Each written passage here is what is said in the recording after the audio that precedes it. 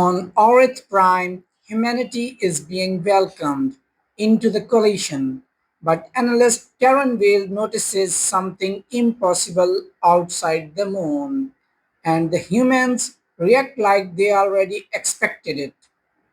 The first warning did not come from a weapon. It came from a dead moon opening its eyes. For 3 seconds, every sensor beneath Orith Prime's crystal dome detected mass where empty space should have been. Not a ship, not a fleet. Something larger, colder, and too perfectly silent to belong to any known civilization. The sanctuary's defense grid woke, calculated extinction-level intrusion, and then shut itself down before the alarm could reach the public channel. No one in the hall noticed except Analyst Teren. That was what frightened him most. The ceremony continued as if reality had not just blinked. 17 coalition banners shimmered above the delegates. The ancient storm-veined moon turned slowly beneath the glass floor. Ambassador Alara Thorn stood before the assembled powers of the Orion Coalition, accepting humanity's provisional seat with the calm grace of a species that had waited patiently to be judged. Her voice did not tremble. Her hands did not tighten. She thanked them for trust, for dialogue, for the courage to choose partnership before fear. Then, while the chamber applauded, she tapped 2 fingers once against the stone table. The hidden mass vanished. Teren should have reported it immediately. Any unexplained synchronization during a first-rank diplomatic ceremony belonged in the security channel within seconds. Instead, he remained still, tablet idle in his hand, because the human delegation had reacted before the defense grid had finished reading the anomaly. Not with surprise. Not with panic. With recognition. Across the room, Ambassador Thorn lowered her hand. Beside her, a human attaché named Jonah Mercer smiled politely at a Keeler archivist who had no idea that every shield node in the sanctuary had just failed to understand the dark. The humans looked grateful, respectful, almost harmless. Almost. By the time the formal welcome ended, Teren had reviewed the sensor ghost 9 times. Each result contradicted the last. The object had no drive signature, no heat bloom, no gravitational wake, yet it had disturbed the sanctuary's deepest field readers like a mountain passing beneath still water. Coalition technology called it impossible. Human faces called it expected. At the reception, Mercer found him before Teren could decide whether he was being watched. Analyst Vale, the human said, offering him a cup with unsettling ease. You look like a man who has been professionally suspicious since childhood. Teren accepted the cup, without drinking. What was outside the moon? Mercer's smile did not fade. For one breath, the noise of the reception seemed to thin around them. Then the human glanced toward the dark glass, not at his own reflection, but at the stars beyond it.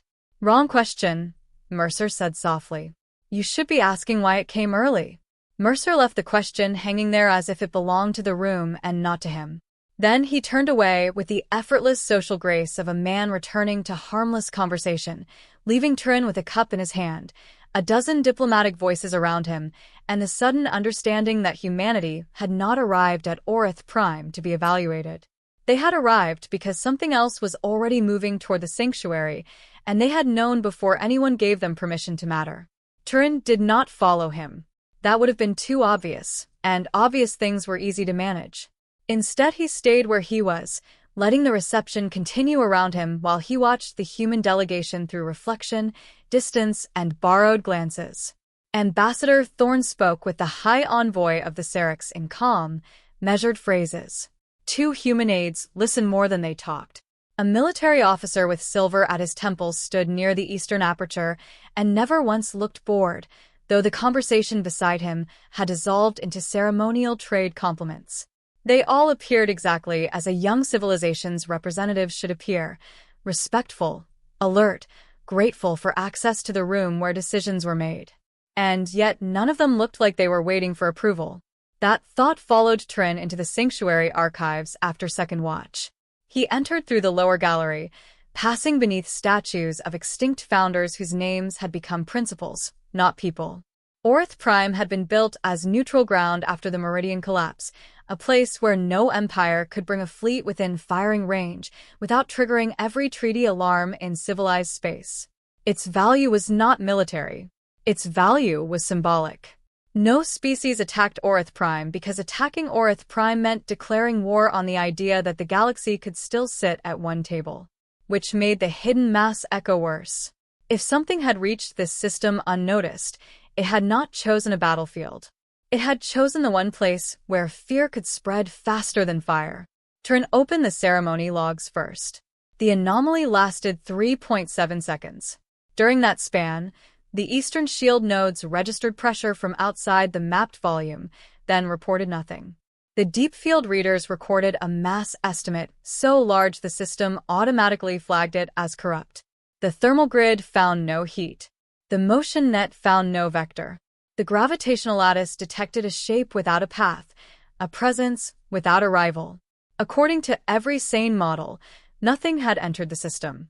According to the instruments buried under Orith Prime's crust, something had been there long enough to be noticed, then gone before the sanctuary could decide whether to scream. He requested human transit disclosures. The files arrived instantly, as they always did. Humanity had been almost aggressively transparent since first contact. Ship registries, diplomatic flight plans, medical protocols, linguistic risk notes, cultural sensitivity briefs, military limitation agreements, even historical records most species would have buried under polite summaries. Teren had once described their openness as either extraordinary trust or extraordinary confidence. Now he wondered whether there was a third option: control. The official human delegation consisted of 37 personnel and 4 registered vessels. No ship larger than a diplomatic cruiser. No stealth technology beyond coalition-approved shielding. No weapons system capable of threatening even the sanctuary's outer sentry ring. Their logs were clean, their signatures verified, their approach watched by 6 independent arrays. Humanity had brought nothing dangerous into Orith Prime. So why had the humans looked relieved when something impossible appeared outside it? Teren shifted from transit records to historical doctrine. He expected military aggression, buried conquest language, old strategic ambitions dressed in philosophical clothing. What he found instead was more unsettling. Human history was a long argument with catastrophe. War, plague, famine, collapse, reconstruction, guilt, reform, repetition. They recorded their failures with a severity that bordered on ritual. They built monuments to the dead and then built schools beside them. They preserved atrocity not only to mourn it, but to teach it. They wrote songs about peace that sounded like warnings. They passed laws against horrors they kept studying in detail. Where other species filed violence under shame or glory, humanity seemed to file it under memory. The pattern deepened as he read. Most civilizations disarmed their imagination during long peace. They forgot the shapes danger could take because remembering made comfort difficult. Humanity did the opposite. Even in their gentlest centuries, they trained for evacuation, redundancy, continuity, civil defense, disaster recovery, moral failure. They rehearsed endings they hoped never to meet.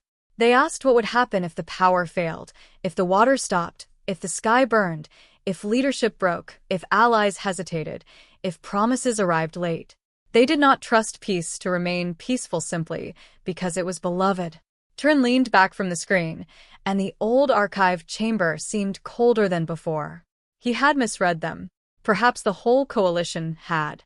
Humanity's politeness had been interpreted as eagerness, their compliance as weakness, their transparency as innocence. But the record suggested a species that had learned another kind of diplomacy, one born not from trust alone, but from the knowledge that trust without preparation was just a beautiful way to die. A systems alert pulsed softly on the side of his display. Another anomaly. This one had not occurred near the dome. It came from the lower sensor spine, filed by a maintenance technician who had marked it as probable lensing distortion caused by shield harmonics. Intermittent deep field mass echo. Range impossible. Signature unstable. Duration 2.9 seconds. Teren checked the timestamp. It occurred 9 minutes after Mercer had said, "You should be asking why it came early." His throat tightened. He searched backward through the last 7 days. 1 anomaly became 4. 4 became 12. 12 became a pattern the sanctuary's automated systems had missed because each event looked different enough to be dismissed alone. A false gravity ripple during human arrival clearance. A background radiation dip beneath the western docking ring. A blind spot in the outer comet net, lasting less than a breath. A field pressure spike recorded during a closed cultural briefing. Each was small. Each was explainable. Together they formed something that explanation could not hold. Something had been circling Orith Prime for a week. Not approaching. Not attacking. Testing. Teren sent the compiled pattern to a private analysis buffer and locked it behind his own clearance. He should have forwarded it to Sarat immediately. He should have triggered a silent defense review. Yet the moment his hand hovered over the security channel, he remembered the defense grid shutting itself down. Not failing. Not being overwhelmed. Shutting itself down, as if the system had briefly seen an enemy it could not fight and chosen denial over alarm. Then the archive doors opened behind him. Jonah Mercer entered carrying 2 cups of the sanctuary's bitter night tea. Teren did not turn fully. Do humans consider surveillance a diplomatic custom? Only when everyone else does it first, Mercer said, placing 1 cup beside the terminal. Your archive system is excellent, by the way. Very elegant. Very old.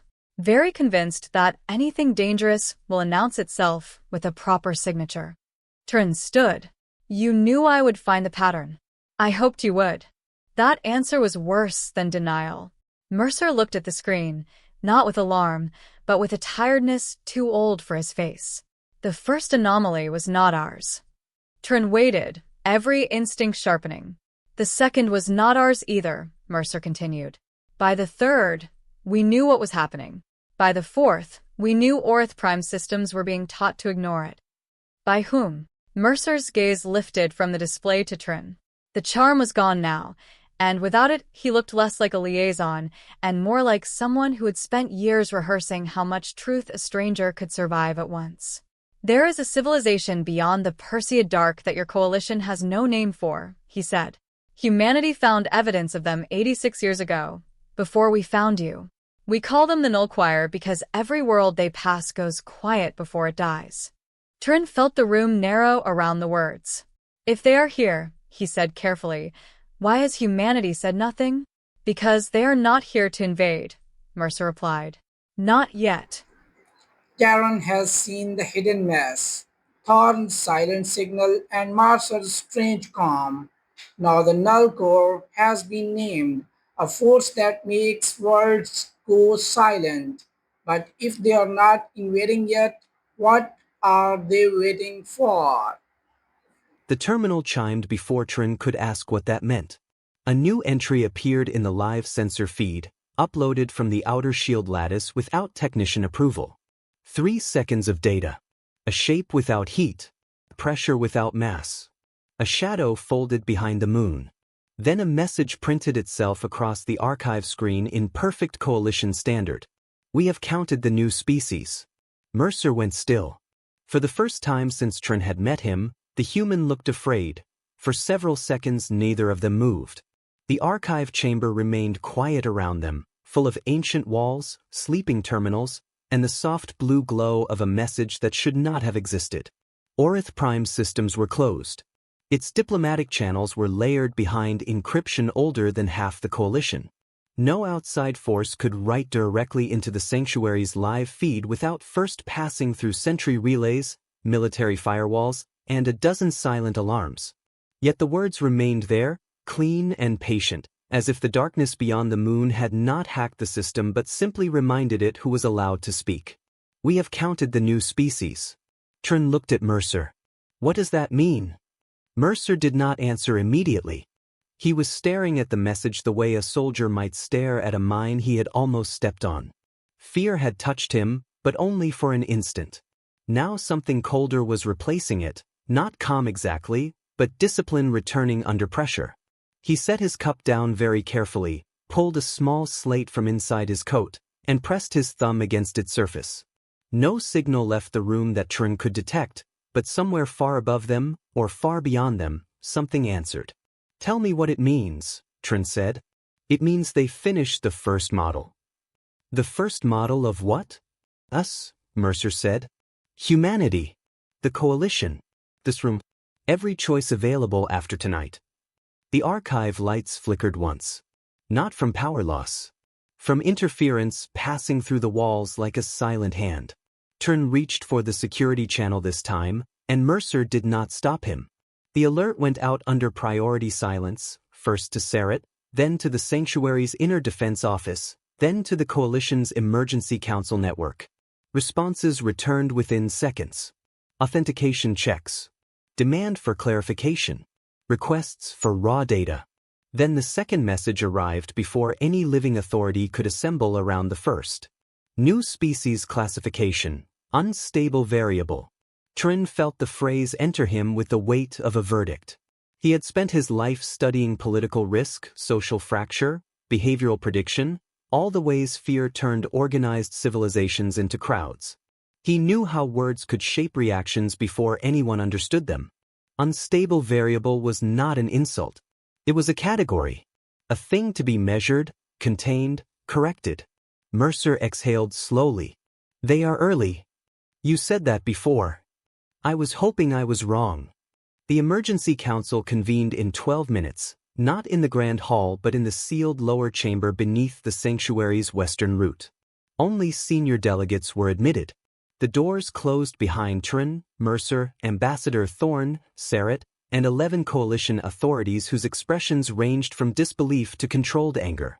Above the central table, the live feed from the outer shield lattice showed nothing but ordinary space.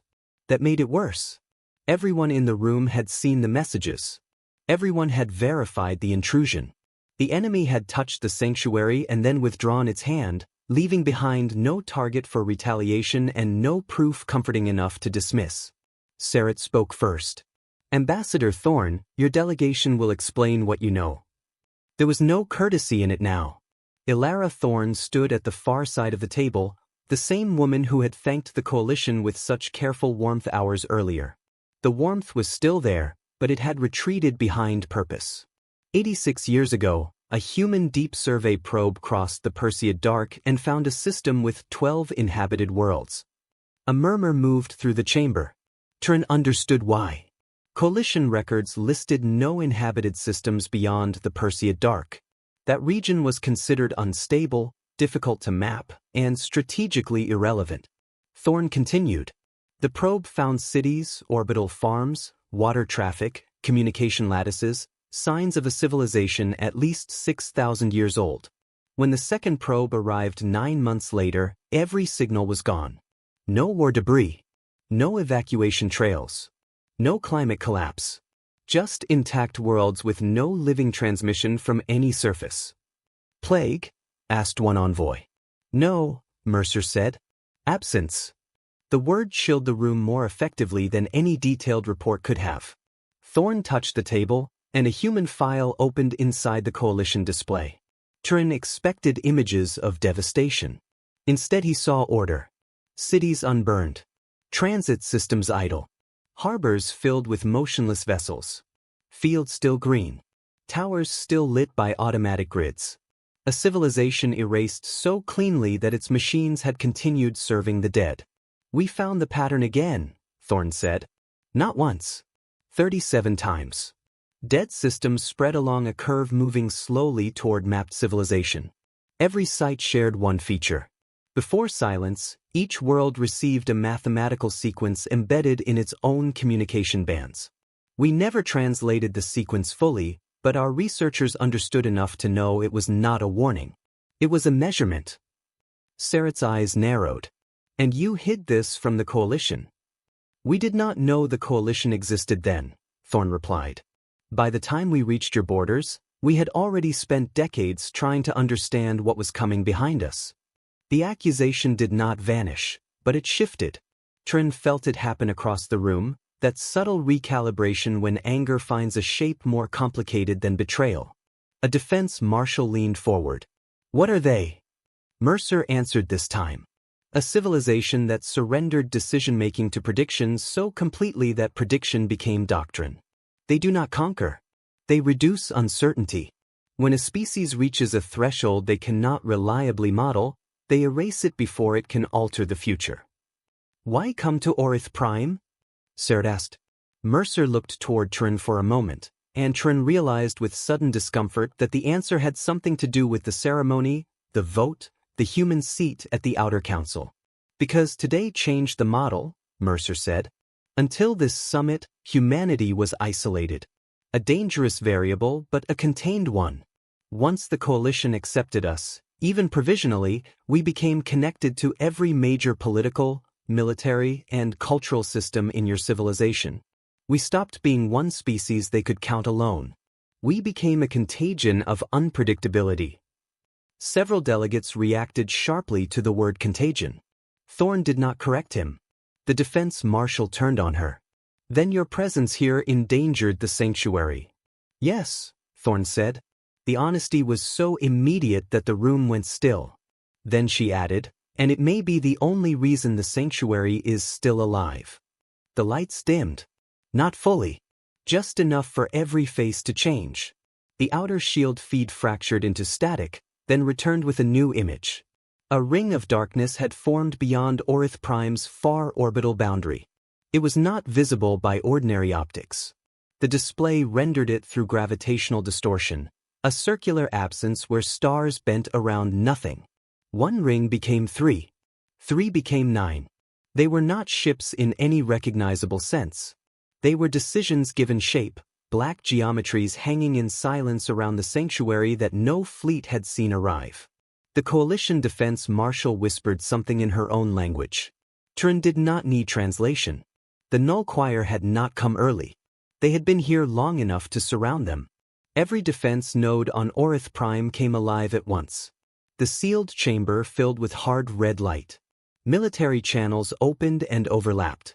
The sanctuary's ancient neutrality protocols collapsed under existential threat. Across the moon, diplomats woke to evacuation orders they had not yet been given. Beneath the panic, the central table displayed a countdown none of the Coalition systems had created. 47 minutes and 59 seconds. Seret looked at Thorn. What happens when that reaches 0? Mercer answered quietly. They finished deciding whether this place can be allowed to remain part of the future. The room erupted. Some demanded immediate evacuation. Others called for every Coalition ship within range. One envoy accused humanity of luring a predator into the heart of civilization. Another shouted that blame was a luxury for people not inside a countdown. Through it all, Ambassador Thorn stood silent, watching the numbers fall. Teren watched her instead. She was afraid.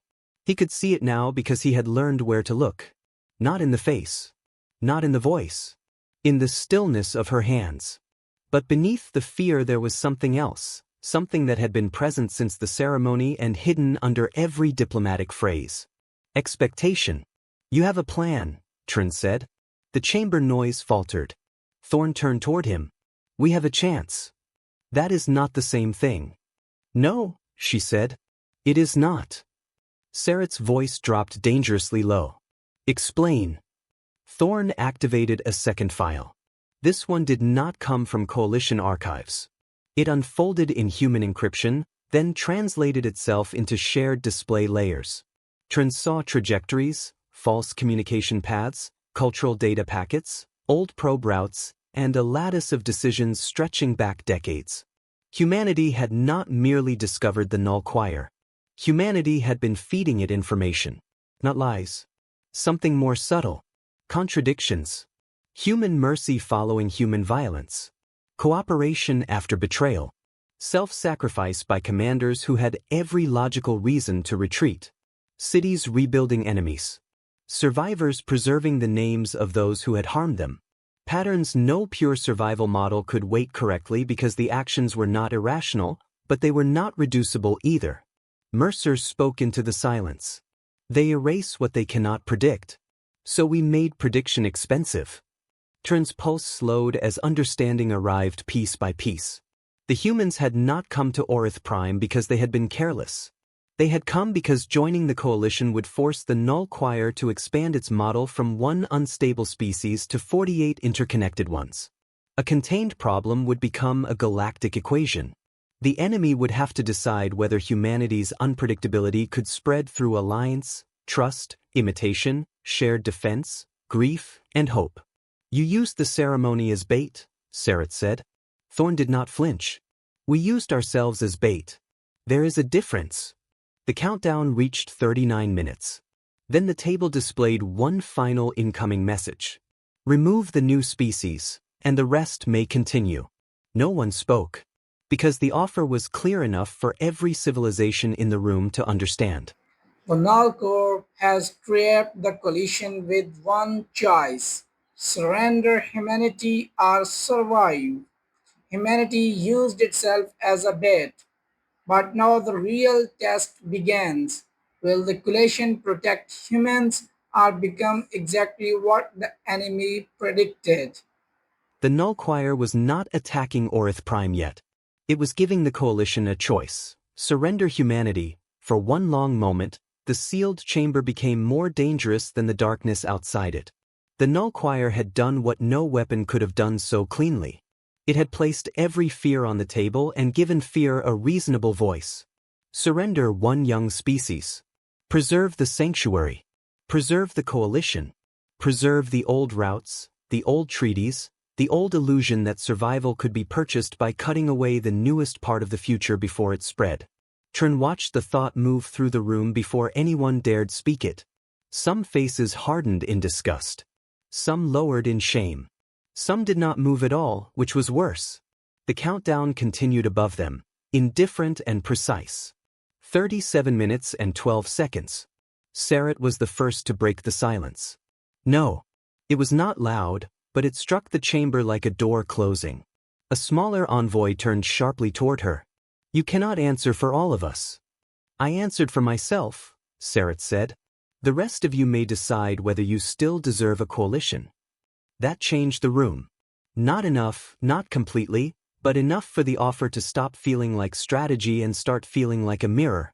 Teren saw the shift in the defense marshal next, then in the old Keeler archivist who had laughed at Mercer's story only hours earlier, then in two envoys who had argued hardest against humanity's admission. The Null Choir had calculated fear. It had not calculated pride wounded by the suggestion that civilization was merely a marketplace where lives could be traded for time. The Null Choir was not attacking Orith Prime yet.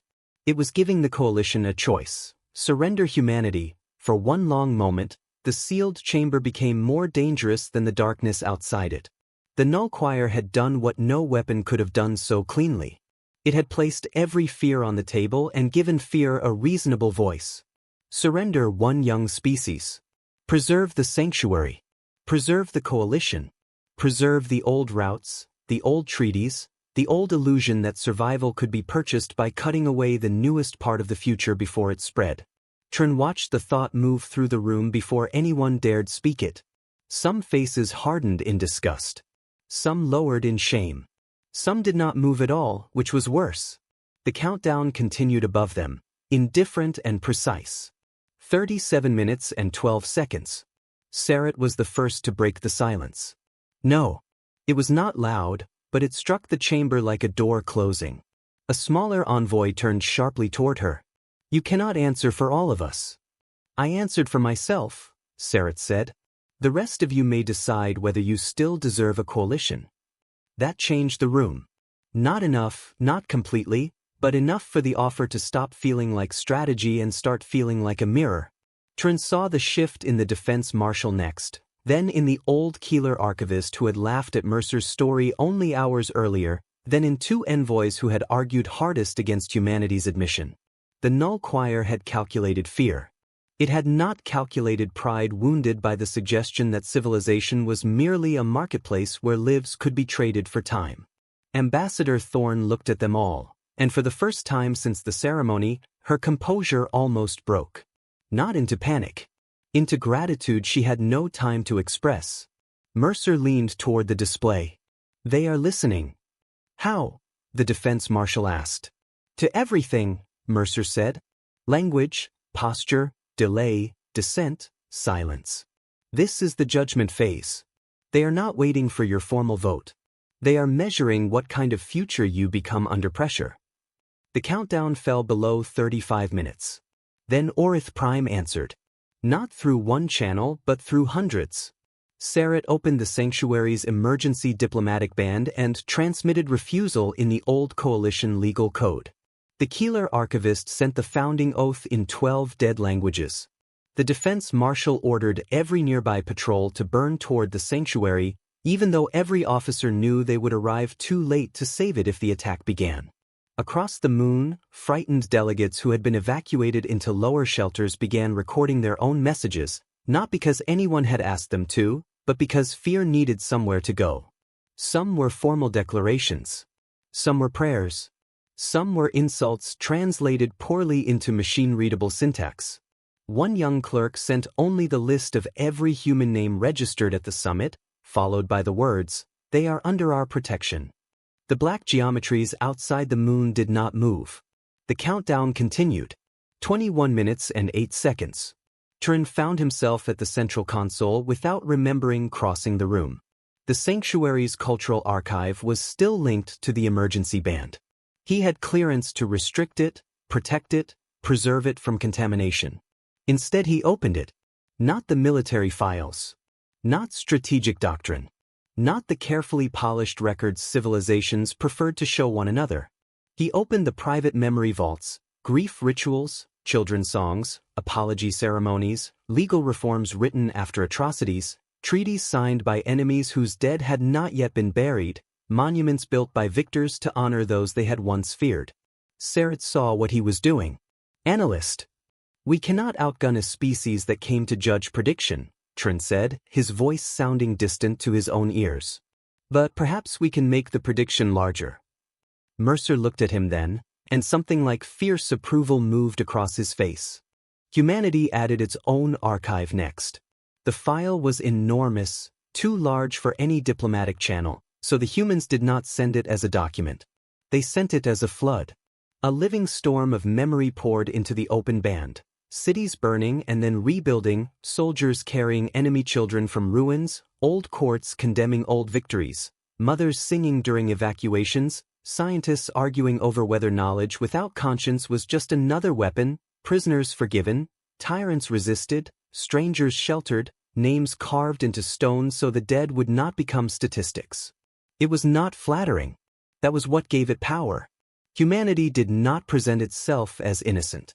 It presented itself as unfinished. The Null Choir reacted. The first black ring shuddered. Every sensor in the chamber screamed at once, but not in alarm. In contradiction. The enemy geometries began emitting impossible readings, thousands of models collapsing and reforming too quickly for the displays to render. The countdown froze at 9 minutes and 17 seconds. For the first time, the silence outside Orith Prime felt uncertain. Then the choir spoke again. Unstable variable expanding. Thorn stepped closer to the table. Her voice, when she answered, was soft enough that the microphones had to catch it for the room. Yes. The second ring split along its inner edge, not like metal breaking, not like energy failing, but like an idea losing confidence in itself. Stars reappeared through the wound. Coalition officers stared as targeting systems finally found shapes to lock onto and then lost them again because the shapes no longer agreed with their own positions. The Null Choir had come as a single judgment. Now it was becoming a debate. A final transmission struck every channel at once. Correction required. The attack began without light. Orith Prime's outer shield folded inward as if pressed by invisible hands. The lower chamber lurched. Somewhere above them, crystal broke in long musical screams. The old sanctuary, neutral for centuries, trembled around its buried heart while defense systems fired at targets that were less like ships than absences pretending to be weapons. The first coalition patrol arrived early, burning its engines beyond safety limits, and threw itself between the moon and the nearest black ring. It lasted 4 seconds. Its destruction bought 6. Then came another ship. Then 3 more. Then human vessels, small beside the geometries, rising from hidden cold positions around the system where they had waited silent for days. Teren understood at once. The mass echoes had not all been the enemy. Some had been human shadows, deliberately placed close enough to be mistaken for threat, forcing the choir to waste attention on possibilities it could not resolve. Mercer smiled without joy. We came early too. The human ships did not fire first. They broadcast. Each carried a fragment of the shared archive, repeating it through tight beam bursts aimed directly into the fractured rings. The coalition ships joined without understanding the method completely, adding their own histories, their own shames, their own impossible mercies. The battlefield became something no academy had named, not a clash of weapons alone, but a war between certainty and memory. The choir tried to correct. It targeted the human delegation inside the sanctuary. The lower chamber doors sealed one heartbeat before the corridor outside vanished into white pressure. The room slammed sideways. Teren hit the floor. The central table cracked. For a moment the display went dark, and in that darkness he heard breathing, pain, someone praying, someone laughing once in disbelief because they were still alive. When the image returned, the largest black ring was directly above the sanctuary. It had chosen the source. The final human file uploaded from Ambassador Thorn's slate. Teren saw only the title before it transmitted. Why We Stay. It contained no weapons data, no calculations, no threats. It was a record of every human volunteer who had agreed to come to Orith Prime knowing the Null Choir might follow. Their messages to families. Their consent statements. Their reasons. Some had come because they believed the coalition deserved warning. Some because they had lost worlds and refused to let strangers become next. Some because if humanity asked others to trust them, humans had to be present when trust became dangerous. The largest ring stopped descending. Not because it had been damaged, because it was reading. The chamber display filled with one phrase repeated across thousands of enemy channels, each iteration less certain than the last. Self-preservation model failure. The ring tore open. There was no explosion. No heroic blaze. No thunder worthy of the moment. The black geometry simply unfolded into starlight, and as it did, the smaller rings lost cohesion one by one, their perfect darkness breaking into scattered fragments that drifted harmlessly beyond the shield line. Across the system, the pressure lifted. Orith Prime's alarms faded into exhausted static. The countdown disappeared. For several seconds, no one trusted survival enough to move. Then the emergency band received a final message from the fragments of the Null Choir. We cannot count what chooses to change. The war that might have begun ended before the galaxy knew it had stood on the edge of one. The sanctuary was wounded, its crystal dome cracked, its ancient walls scarred by the first attack in its history, but it remained. More importantly, the coalition remained. Not untouched. Not innocent. Later, when the official record tried to name what had happened, some called it the Orith Prime incident. Some called it the first choir contact. Human historians called it the day the galaxy refused the trade. Teren thought all of those names were too small. He found Mercer at dawn beneath the damaged observatory glass, looking out at the storm-veined moon below. The human's face was cut, his formal coat torn at one shoulder, but his smile returned when Teren approached. You asked the wrong question earlier, Teren said. Mercer glanced at him. Did I? It was not why it came early. The first sunlight touched the broken crystal above them, scattering gold across the floor where fear had almost won. The question was whether we would become what it expected. Mercer looked toward the stars, where the last fragments of impossible darkness were being tracked by coalition ships that no longer knew how to look at humanity as young. And, he asked. Teren watched Ambassador Thorn standing among alien delegates who had nearly been offered the easiest path to survival and had chosen the harder one because humans had made courage contagious. We did not, he said. For the first time since humanity arrived, Teren understood why the humans had looked calm during the ceremony. They had not known they would win. They had only known what they were willing to risk. And somewhere beyond Orith Prime, in the black where the Null Choir had once counted futures like prisoners, the first uncounted possibility opened its eyes. Humanity won because it refused to be predictable, not with bigger weapons, but with memory, sacrifice, and courage. The coalition survived because it chose trust over fear.